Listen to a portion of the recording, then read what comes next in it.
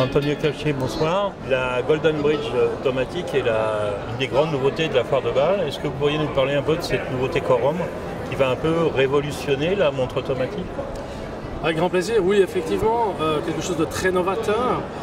Mais j'aime à dire très novateur, mais dans le respect de la légitimité de la marque. C'est-à-dire que ce mouvement en ligne, Golden Bridge, dont le concept a été créé il y a environ 30 ans, 2010-30 ans, nous avons capitalisé sur cette forte identité, mais pour essayer de développer une fonction automatique sur ce mouvement.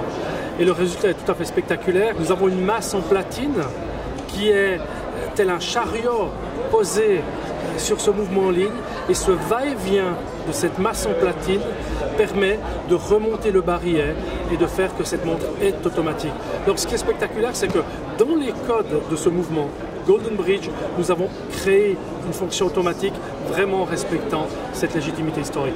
Le second grand pilier de Corum, c'est l'Admiral's Cup. Est-ce que vous continuez des développements? Le grand pas qu'Admiral's Cup a fait cette année, c'est toujours une certaine volonté de ma part d'aller en profondeur dans chaque développement, dans chaque stratégie produit. Aujourd'hui, nous avons segmenté le pilier Admiral's Cup en 3 univers différents. Un univers qui est extrêmement extrême, qui est très extrême, avec des montres robustes, avec des monstres très sport. Nous avons un segment qui est un peu plus un segment sport chic, et le nouveau segment qui est né cette année, c'est un segment tout en respectant les codes identitaires de ce produit Admiral's Cup.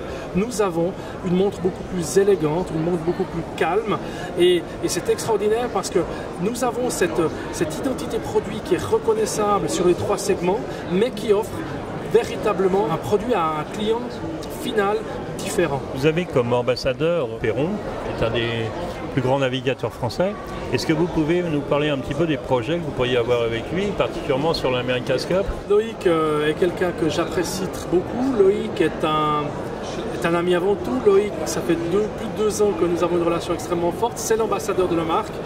Donc nous analysons, nous identifions tous les projets qui pourraient nous réunir et qui pourraient correspondre, je dirais, à une situation qui soit une situation, je dirais, de win-win situation pour les 2 parties. Voilà.